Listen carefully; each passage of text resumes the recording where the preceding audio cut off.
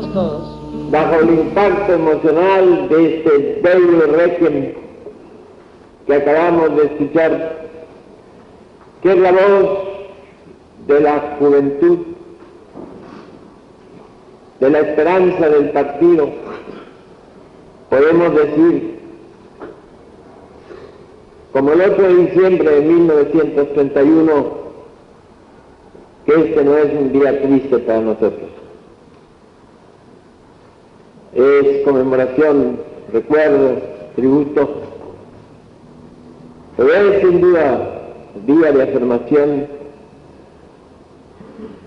en el 41 aniversario de esa epopeya inicial de nuestro gran partido.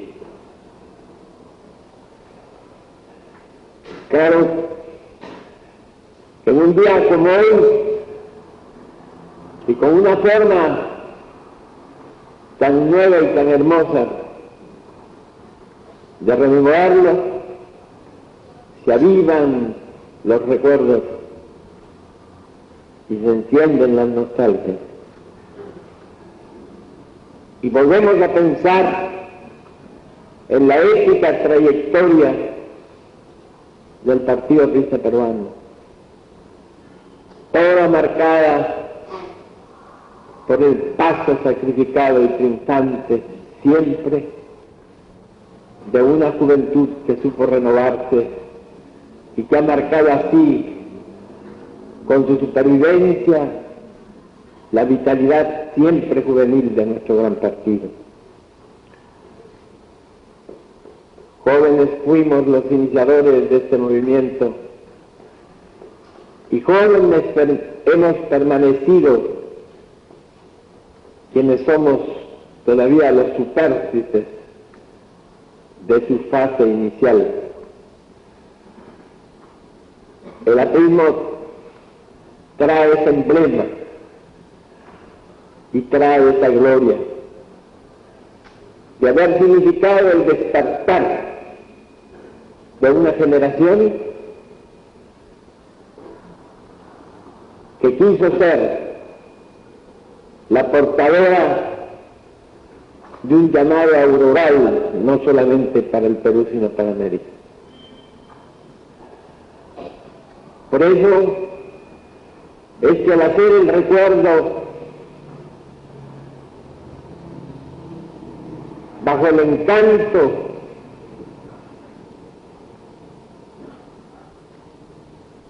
del orgullo que nos da desde la perspectiva de casi medio siglo, pensar y reconocer que optamos el camino sacrificado, pero que optamos el camino del verdadero. Yo tengo que decir esta noche que siempre ha de ser para nosotros los apristas la épica del 7 de julio, motivo de orgullo y motivo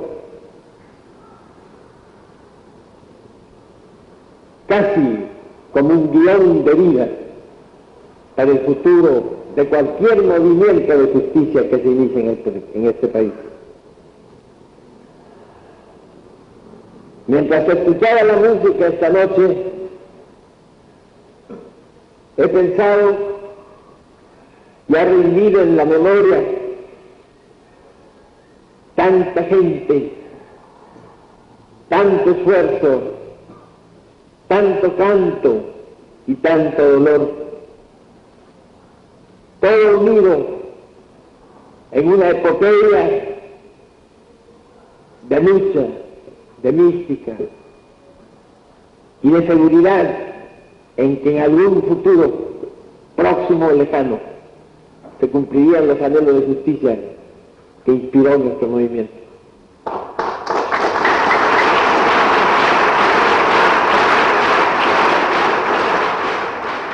Yo no viví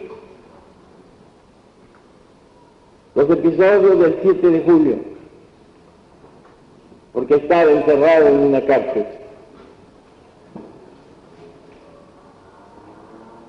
pero los adiviné, los presentí, los intuí, por no sé qué misteriosa relación de pensamiento, en aquella noche dramática en que teníamos que hacer el primer ensayo los apristas, donde quiera que estuviéramos, de cumplir con lo que habíamos prometido, de luchar con cualquier arma por el advenimiento de la justicia y contra la tiranía. Y tengo muy presente que con las primeras noticias de la alarma y del miedo de la tiranía, avisada de lo que estaba ocurriendo en el norte, los muros y las rejas de la penitenciaría de Lima tuvieron como un contagio de estremecimiento.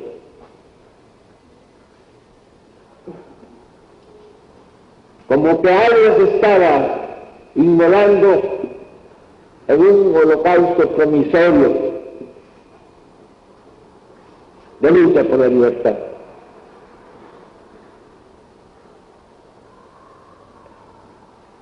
Y yo recuerdo que en aquellos días saciados, en los que la aparente derrota nos llevaba a confirmar que algo nos imponía esa inmolación, con la seguridad de que la sangre que iba haciéndose semilla no sería inútil, sino que alcanzaría una fecundación futura y real. Yo recuerdo que en aquellos días,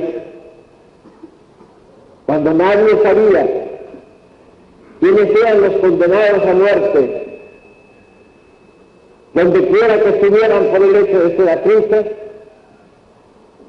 había como una secreta envidia de los que no podíamos estar junto a los paredones de Chan Chan.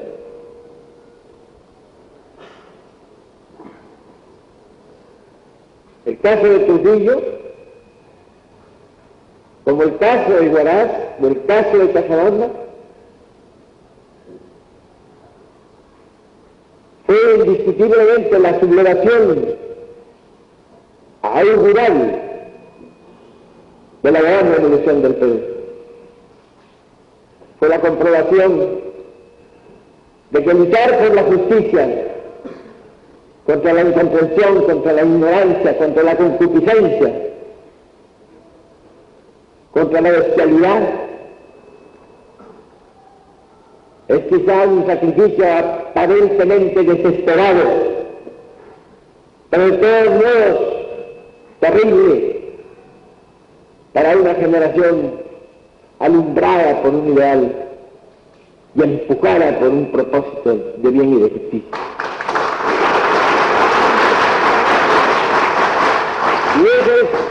Y ese fue el signo glorioso de nuestro movimiento. La juventud, la auténtica juventud, vive siempre en trance de heroísmo, como dijo el manifiesto glorioso también de la Reforma Universitaria de Córdoba del año 18. Y nosotros teníamos ese afán, ese sincero y auténtico juvenil afán de vivir en trance de heroísmo, de darlo todo en el sacrificio por esos ideales que habíamos voceado tanto en nuestros discursos, que se habían exaltado tanto en las voces multitudinarias de nuestras manifestaciones, pero que querían una comprobación viva, auténtica, estampada en la sangre de la verdadera lucha. Y eso fue el primer gran ensayo de la revolución de Trujillo, cuando nosotros habíamos anticipado que llegar a la conciencia del pueblo era nuestro verdadero propósito, pero que si a ello se oponía la estupidez, la estulticia, la incomprensión, el odio y el prejuicio, nosotros teníamos que enseñarles también que en ese campo podíamos ganarles la lucha y darles una lección.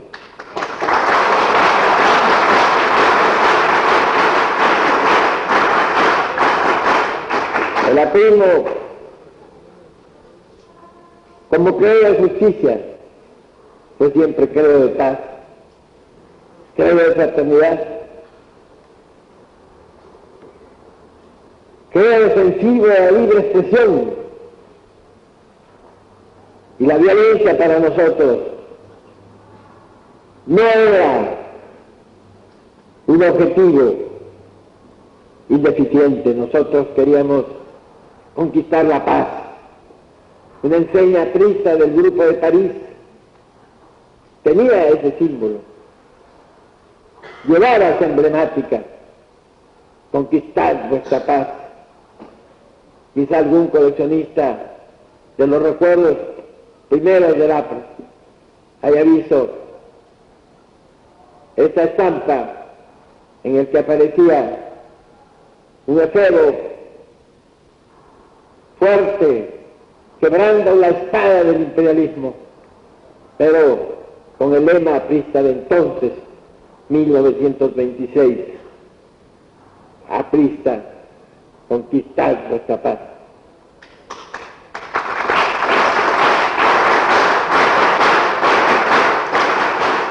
Y nosotros vivimos así, deseando paz, proclamando el imperio de una democracia nueva, pero de una democracia auspiciada por el sol de la libertad. Y por eso fuimos a las elecciones. En esta melopea magnífica de la noche de hoy hemos oído un poco la recordación sumaria de la breve historia del año 31-32.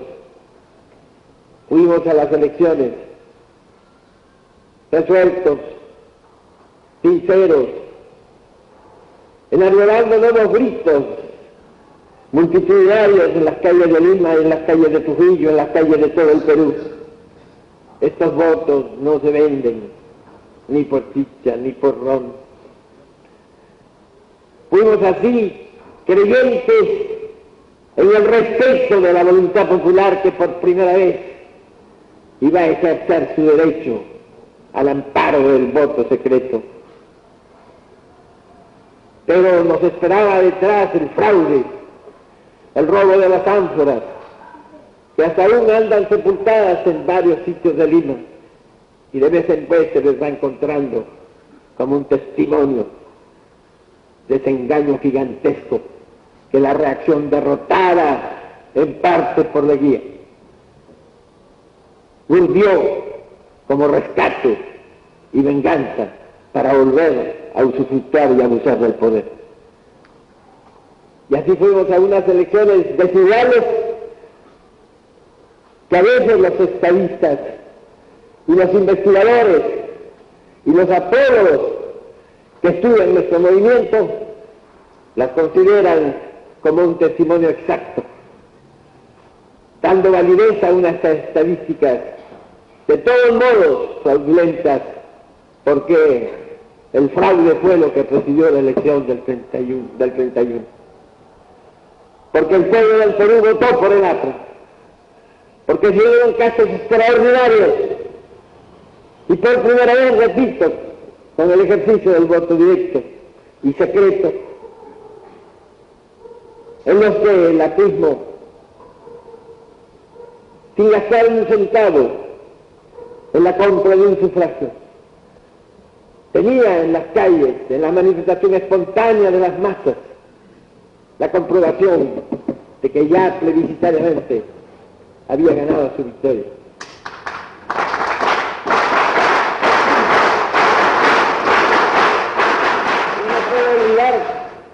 cuando se ha dicho que solo el norte votó por el APRA, lo que ocurrió en Iquitos, donde nunca se había visto llegar a un candidato a la presidencia de la República, y donde el candidato opositor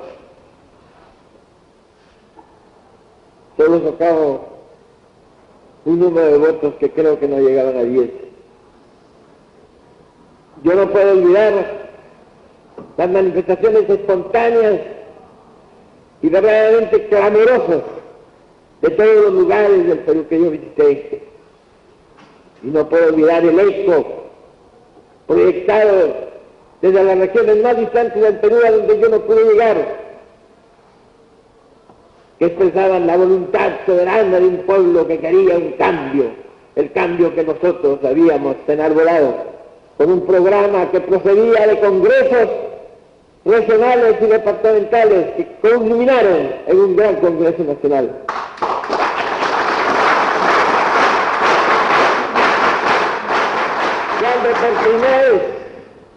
Cuando por primera vez un candidato no había dado el programa, él mismo, sino lo había recibido de las masas, y lo había recibido de asambleas departamentales y de una asamblea congresal nacional,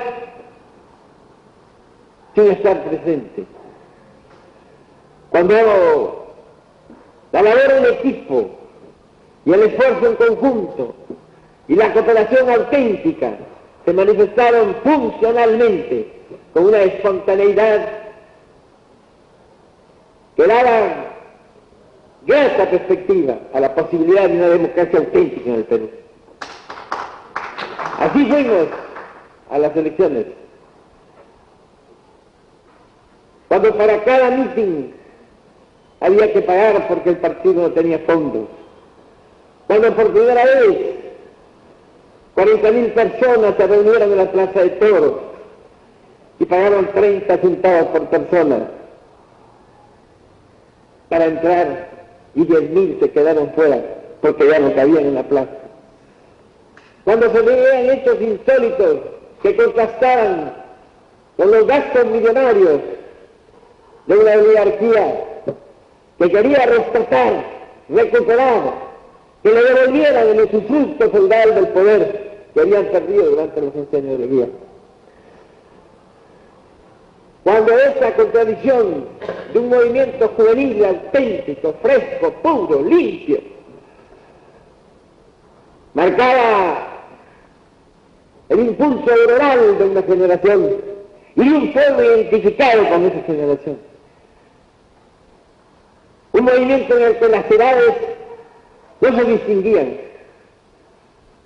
Un movimiento en el cual yo tenía la gloria que a los 36 años me llamaran el viejo, pero en el que muchos viejos se incorporaron con nuevos ímpetus de juventud y se incorporaron gritándole al partido contigo hasta la muerte, o gritándole al jefe contigo hasta la muerte, no como promesa falsa, no como entusiasmo perdido, sino como oferta cumplida después en el holocausto del sacrificio junto a los paredones de Chanchán.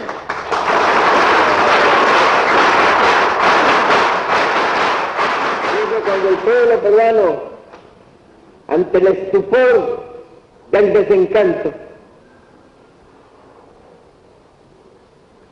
ante la noticia de que las elecciones que él sentía que había ganado resultaban tardías en el cómputo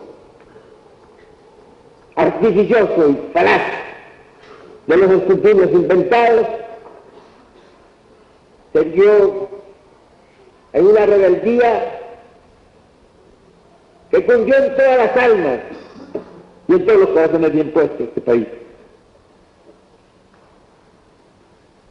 Más todavía, cuando una exigua minoría de diputados apristas fue admitida al Congreso Constituyente, 27. Más todavía, cuando los primeros actos del gobierno triunfante fueron actos de hostilidad, de violencia, de masacre. La revolución de Trujillo fue el resultado de una agresión constante, pertinaz, dura e infame.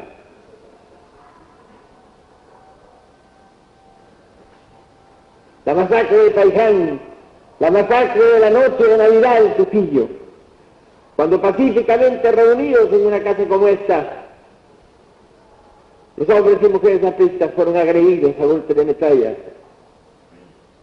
simplemente por desafío, por reto, por amenaza, por provocación.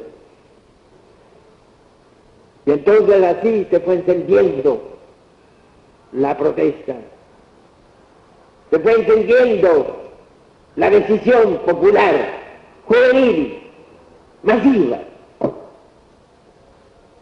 de llevar a la práctica su grito voluntarioso y seguro de imponer por la razón o la fuerza, en este caso ya, su voluntad y por lo menos su protesta.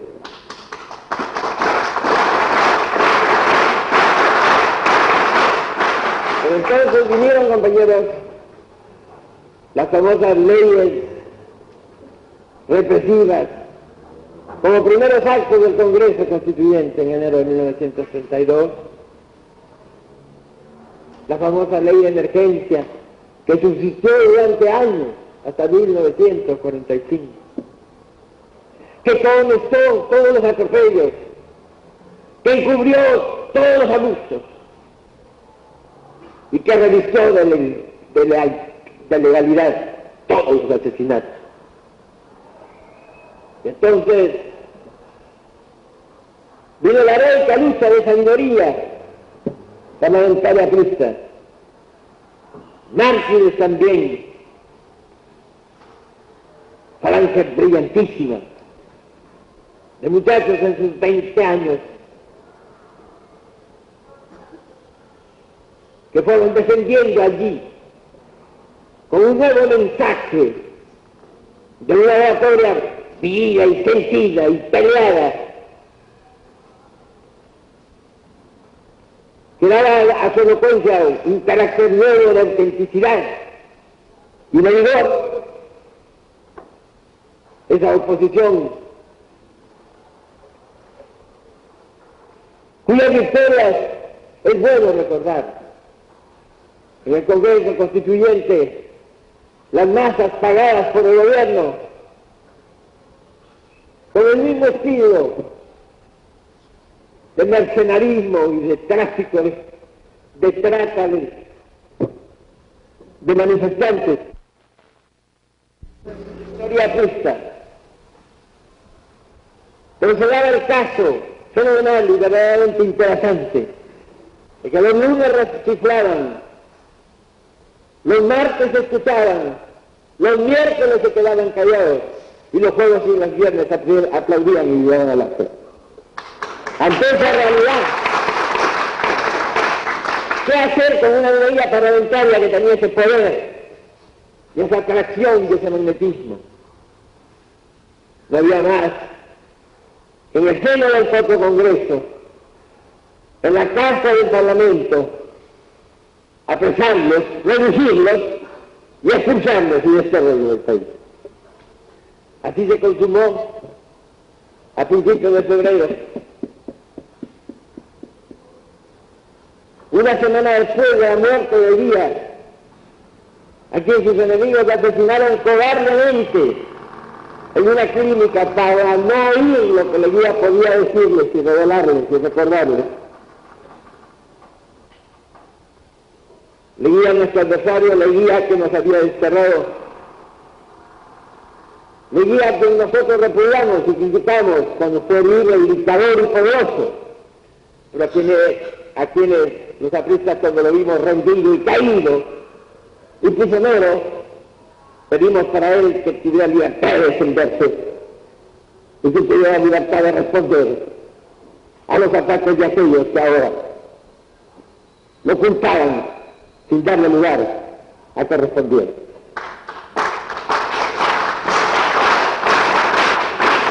Y entonces, compañeros, se produjo el hecho monstruoso de la prisión en la propia casa del Parlamento, de la minoría parlamentaria crista,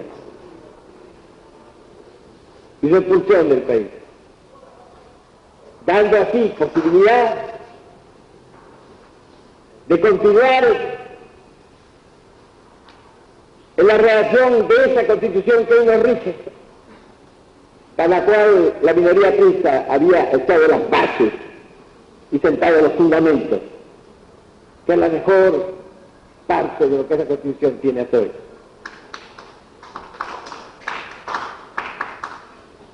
¿Qué había que hacer? La desesperación llevó a los artistas de Lima a actos individuales. Y vino el atentado de Miraflores, y vino el ensañamiento contra un muchacho de 17 años que había disparado contra el tirano sin lograr matarlo. Pero vino la pena de muerte y vino la venganza organizada del terror tiránico. Y entonces la persecución se acentuó, se extendió con una sombra de luto por todo el país. Y de allí procede la necesidad que tuve yo en febrero de 1932, ya desde la clandestinidad, de dirigir el manifiesto que todos ustedes conocen, desde el refugio en que me encontraba. Manifiesto que de los documentos, de los pocos documentos de los cuales yo puedo sentirme verdaderamente orgulloso, porque es una prueba de la serenidad aprista y es una prueba del poder de inspiración que me da el pueblo para mantenerme sereno y tranquilo en el enfoque de los problemas vitales del país, que ahora todavía tienen vigencia, precisamente porque es un documento dictado e inspirado por la voluntad del pueblo que había querido llevarme al poder. Pero vino al fin la caída. Fui hecho prisionero de una fecha que aquí se ha recordado hoy con música. Y entonces la respuesta inmediata fue la sublevación de la marinería del crucero Bolognesi. Y el epílogo consiguiente fue el fusilamiento de los 8 marineros, entre los cuales había un muchacho viejo, que solo tenía 16 años. Ya la sangre comenzó a derramarse abundantemente en el escenario del Perú. Desde mis rejas, o tras de mis rejas, yo sentía que el país estaba más que nunca con el partido y conmigo. Y presentía un estallido quizá prematuro, quizá desesperado. Podría ser el total, yo le pido, de esta situación de violencia. Fue así. Quienes hayan leído el libro del Año de la Barbarie, escrito por un autor no aprista, pero que evidentemente refleja mucho, en gran parte, la autenticidad del movimiento y de sus orígenes, podrán percibir de la lectura directa de la interlínea lo que significa para nosotros el hecho de la reducción de Trujillo, que debió haber estallado a raíz del fraude en diciembre, y que por circunstancias que todos conocen y que se reflejan bien y se detallan en el libro, fue aplazado. Es cierto que un miembro de la Junta de Gobierno que tomó el poder a la caída de la guía del comandante Jiménez había adherido a nuestro plan de rescatar para el Perú las libertades y la institucionalidad constitucional. Pero el comandante Jiménez se atrasó un poco en su viaje a Trujillo y fue por eso que el movimiento estalló, quizá adelantándose, porque no podía tampoco aplazarse, circunstancias que solo conocen los hombres que confrontan realidades y hechos dentro de esa compleja estrategia de las conspiraciones y los movimientos de resistencia. Y fue por eso que estalló la revolución en un día como hoy. Pero estalló sobre las bases populares de una juventud y de un pueblo que tenían la voluntad de actuar y que no solamente mantenían su propósito, su fe, su decisión, sino que al mismo tiempo se organizaban y habían seguido los planes organizativos del partido, que en vista de la amenaza que existía para la legalidad y la libertad, habían organizado por primera vez los movimientos de defensa y las organizaciones populares, que significaban para nosotros la única esperanza de resistir al abuso y al terror. Ahí surgieron ya los heroicos dorados, que fueron la vanguardia juvenil, popular, con más obreros que estudiantes, que estuvieron conmigo, y de los cuales el 60% fue ejecutado. De ahí surgieron los grupos de los trabajadores manuales, los tigres del Areo, las heroicas fuerzas obreras juveniles de Cartago, de Casagrande, de Tintuco, de Chiquitón, de Chicana y de un poquito más al norte. Cuando se confundía el obrero con el estudiante, en un propósito y en una fe que iba a culminar en la lucha verdadera y en el sacrificio probatorio. Esta noche oía la mención de un nombre, Fidel León, pasado los 70 años, hombre solemne y enfático, que venía de una generación de comerciantes, de una generación de la clase media y Trujillo, que por su rotundidad y por su modo de expresarse y por su nombre le llamaban el León Dormido. Pero yo le había oído a ese hombre un discurso inicial a mi llegada a Trujillo,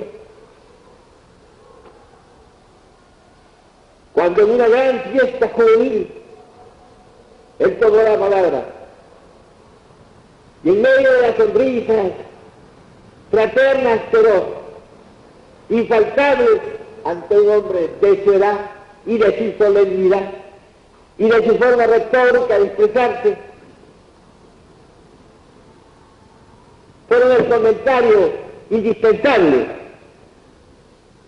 de su primera locución, cuando él dijo solemnes palabras,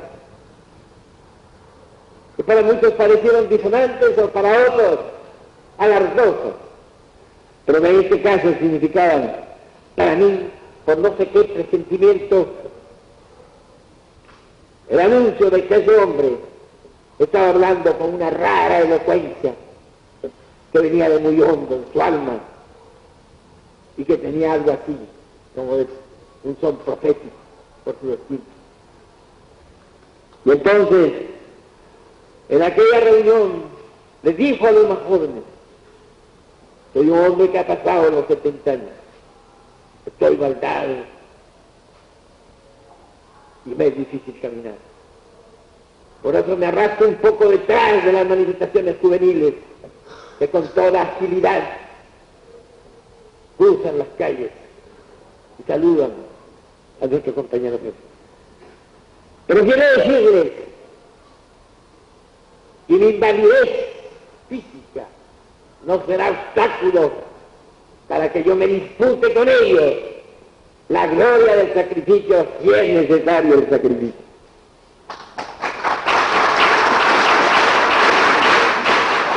Y entonces fue cuando al comentario sonriente y un poco festivo con que estas palabras fueron recibidas, yo repito, no sé por qué, secreto anuncio, por qué recóndito presentimiento, yo llamé la atención a un grupo de muchachos, compañeros, y les dije: cuídense, que a lo mejor lo va a cumplir.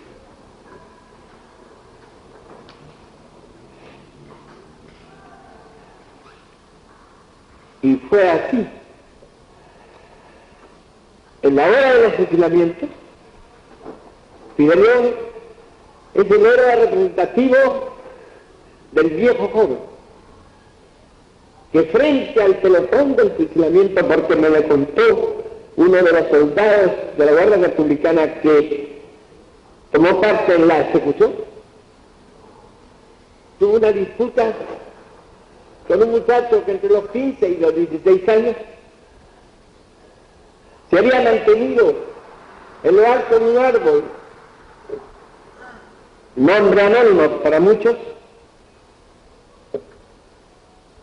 reteniendo con su fusil y su tiro certero en el extremo de la calle de Gamarra y al costado del seminario del colegio Enrique de Duque, a toda una compañía de las fuerzas del general Ruiz Bravo, con su tiro constante, que por el frecuente y el repetido repercutir de los disparos ya le había roto un poco los tímpanos y tenía los oídos sangrantes, razón por la cual este muchacho cayó casi exánime de fatiga, fue tomado, llevado al proceso, a esos procesos nocturnos, y enviado a Tanchán para ser fusilado, justamente en el puesto inmediatamente próximo al viejo Fidel León. Y aquí viene la disputa que para mí es simbólica, la disputa entre el hombre que había pasado los 70 años y el chico que se asomaba a los 16. Cuando el viejo Fidel León, baldado y estropeado por la tortura, nota que el chico tiembla y le dice con su lenguaje solemne y su tono rotundo: ¿tiemblas? Un aprista no debe temblar ante la muerte. Y él le respondió: compañero, tiemblo de frío y de hambre porque hace 4 días que no como. Y terminó su respuesta diciéndole: compañero, y usted no me va a enseñar a morir a mí. Y cayeron los dos juntos, cruzándose los cadáveres. Fidel León, antes de morir, había dicho un breve discurso. Verdugos uniformados apuntaron en ese momento: déjenme decir, viva el APRA y viva el compañero jefe.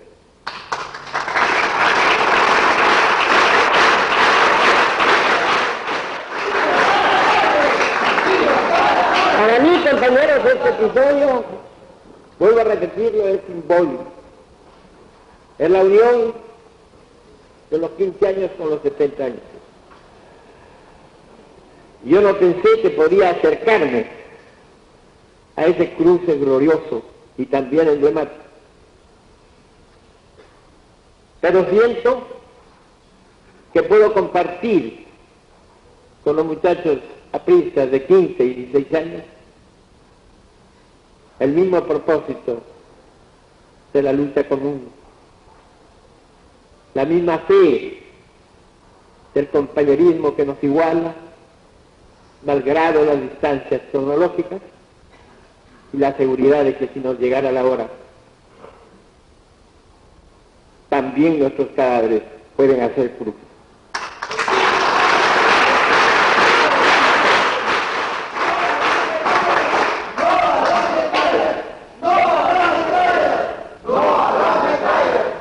Por eso, compañeros, nosotros tenemos que recoger de la lección gloriosa del 7 de julio, y se lo digo a la juventud especialmente, toda la sustancia nutricia que nos espodera y que nos da vigor para mantener enhiestos nuestros grandes principios, firmes en nuestros ideales. Porque quienes murieron entonces, quienes lo dieron todo en el sacrificio de la ejecución, ¿acaso la más terrible pero la más pasajera de las inmolaciones? Porque quedó la otra, la del terror, que parecía infinita, la de la persecución tenebrosa, que no tuvo tregua, la de el impío, que no tuvo nunca sentido de fraternidad, de compañerismo, ni de paisanaje. Cuando los hombres se hicieron fieras, cuando los fusilamientos se prolongaron por largos meses,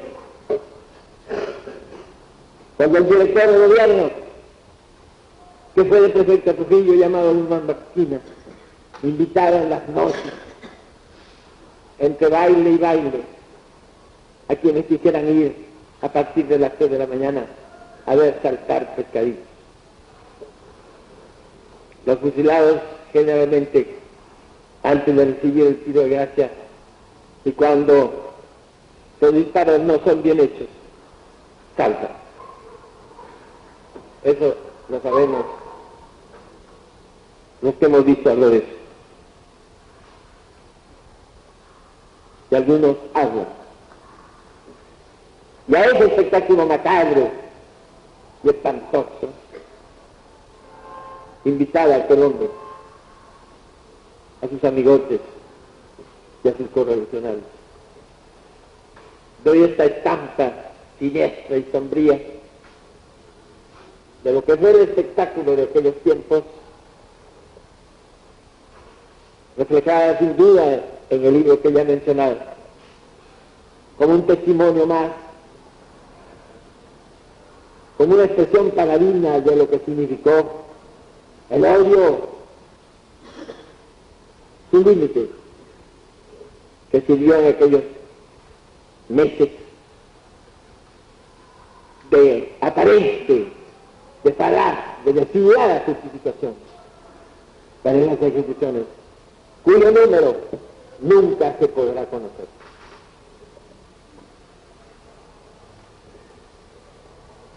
El libro que menciono se equivoca en lo que se refiere a la cifra de las víctimas. Claro que no se puede comprobar,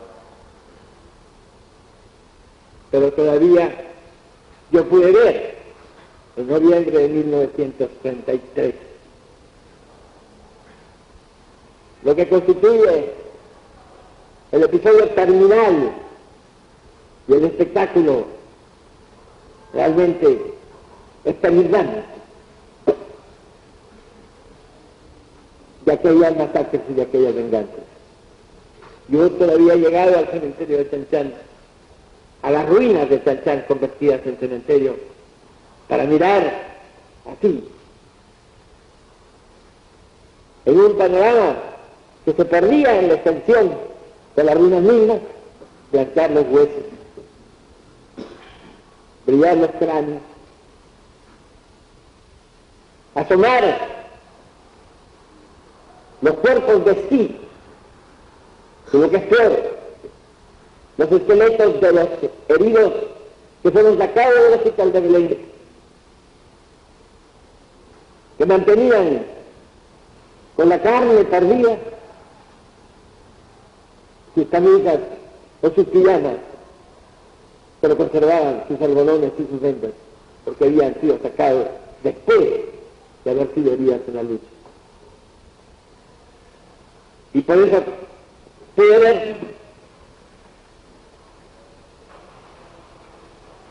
los residuos tremendos pero reveladores de lo que fue la crueldad llevada a sus más terribles extremos, y el número de la masacre. Yo me acuerdo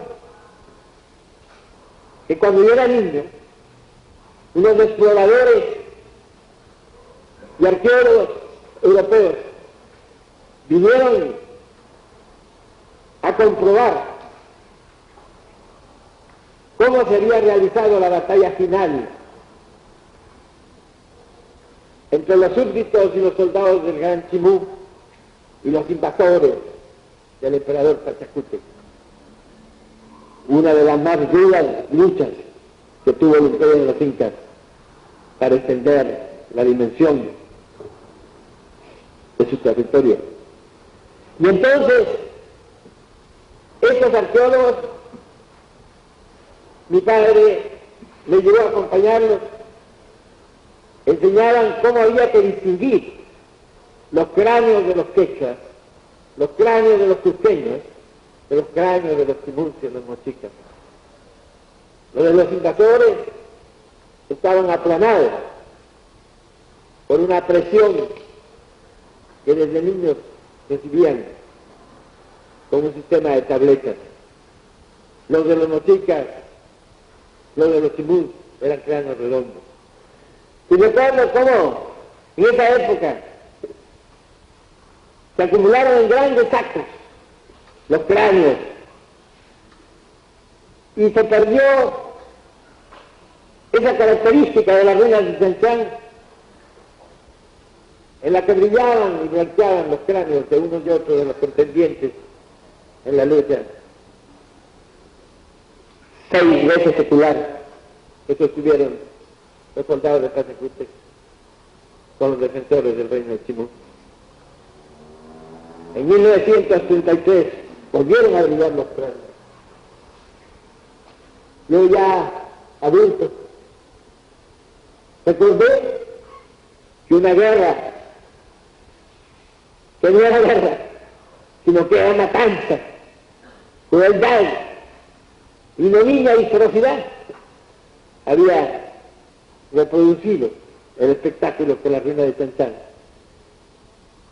ofrecía cuando yo vivía en mi infancia.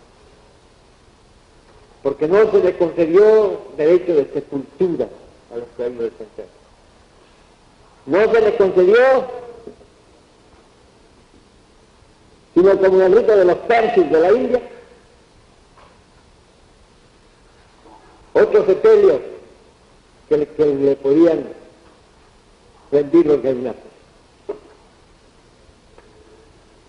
Y así fue como no solamente la crueldad y el terror de la persecución se extremó en el rigor sangriento de las masacres, sino se prolongó en la crueldad profana de no darles el derecho de un rincón en la tierra. Esto completa la narración, completa el recuerdo de toda la crueldad acumulada en la revolución del 32. Y esto lo he referido, quizá excediéndome en detalles, porque es necesario que no sea olvidado. Porque no van allá de todos los libros escritos, porque son páginas estampadas en la memoria de los que las vivieron, pero son también lecciones y advertencias para todas las generaciones que vengan, voceando el aprismo como una esperanza de salvar el Perú. Yo quiero, en nombre de los veteranos y de los sobrevivientes, y en nombre de quien todavía sobreviviente de esa lucha está sufriendo ahora cárcel y prisión injusta después de un atropello que parece recordar lo de 1982, y en el cual yo he sido lateralmente protagonista.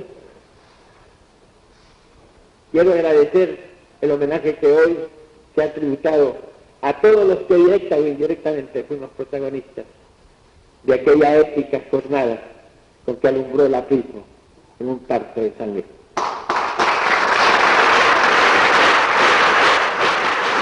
Y como lo hice y lo escribí en mi primer mensaje de 1933 en la revista APRA, al conmemorar 1934, al conmemorar el segundo aniversario de la Revolución de Trujillo, y quisiera tener las palabras textuales que aparecieron en la revista APRA para releerlas acá, quiero decirles a los jóvenes que la conmemoración primera que pudimos hacer en la vacación democrática de 1934 de los sucesos de Trujillo o la revolución del 32 no fue una conmemoración vengativa. En nuestras palabras son un mensaje también para los contendientes, para los soldados que se batieron por consigna y sin saber contra quién luchaban, por los soldados cusqueños que sin hablar castellano fueron traídos deliberadamente y acuartelados en Trujillo antes de la revolución y que sabían tan poco castellano que se sacrificaron hasta el fin, cuando otros que podían hacerlo no cumplieron iguales condiciones de virilidad y de lucha. Yo quiero también un recuerdo, el recuerdo para todos los adversarios, pero el recuerdo para esa fase, a esa facción de nuestro pueblo que representó el grupo de soldados que valerosamente luchó contra los nuestros. Luchó con el grito de APRA perro, porque había una distancia cultural, una distancia de algunos siglos entre la ignorancia y lo que se sabe, entre aquellos pobres que todavía no habían recibido la luz que les iluminaba sus conciencias ensombrecidas y que creían que con luchar contra el APRA era luchar contra perros. Porque ese criterio y ese concepto fue el que en realidad significaba la forma de creer, de pensar y de juzgar que tenían otros, conscientes, alfabetos, que sabían leer y escribir, y que sin embargo nos llamaban perros, porque para ellos, quienes no son de su clase, de su oligarquía y de su interés, son efectivamente perros.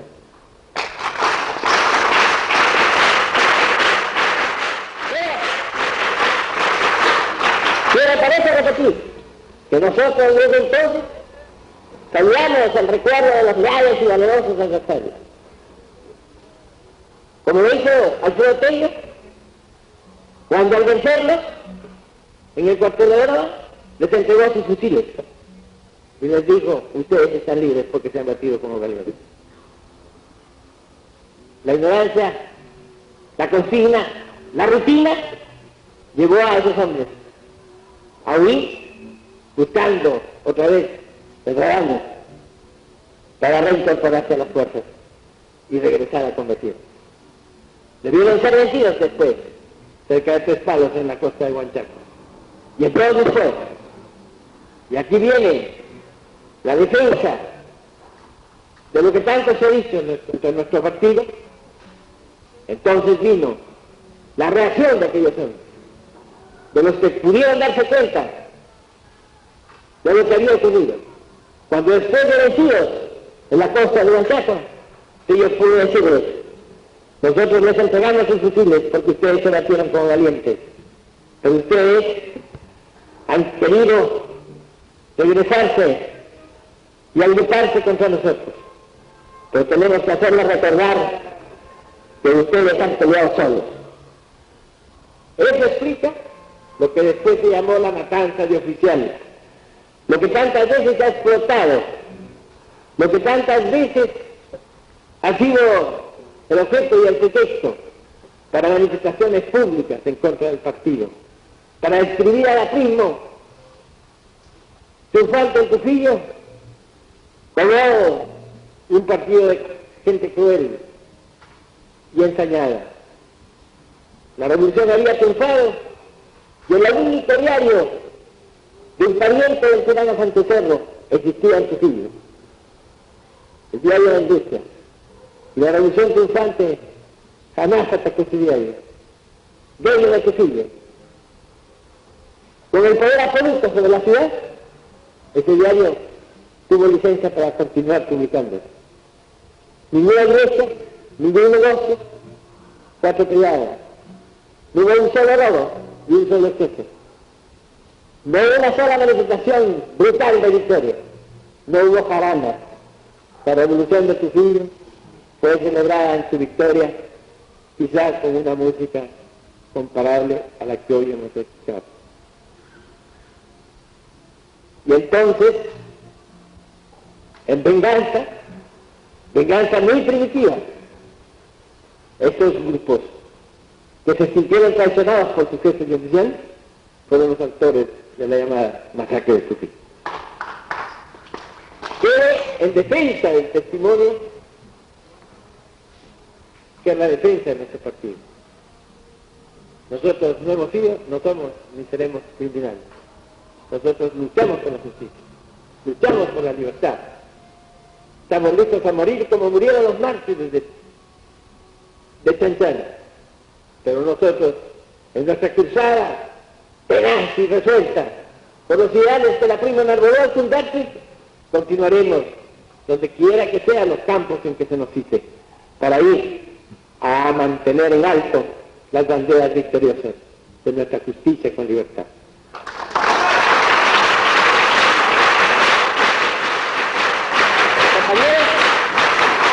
Compañeros de la Convención Universitaria Artista, yo he hablado esta noche como en un quehacer inesperado, porque no sabía que tenía que hacerlo. Lo he hecho con la espontaneidad, con la sinceridad, con la emoción, con el profundo sentimiento que me han inspirado este acto tan importante, tan significativo, que es como un nuevo glorioso sepelio de nuestros mártires, inmortales, de nuestros mártires que deben ser para nosotros ejemplo, paradigma, guión y designio. Yo quiero decirles a ustedes que en las jornadas de esta 14 convención que ustedes están celebrando, miren siempre como una luz que nos alumbra, como una estrella que nos guía, la memoria gloriosa de quienes no solamente dieron su vida en las paredones de Chanchán, sino de los que a través de tantos años han sido fieles y leales y consecuentes a la gloriosa estela, a la firme trayectoria y a la segura esperanza de la pluma victoriosa.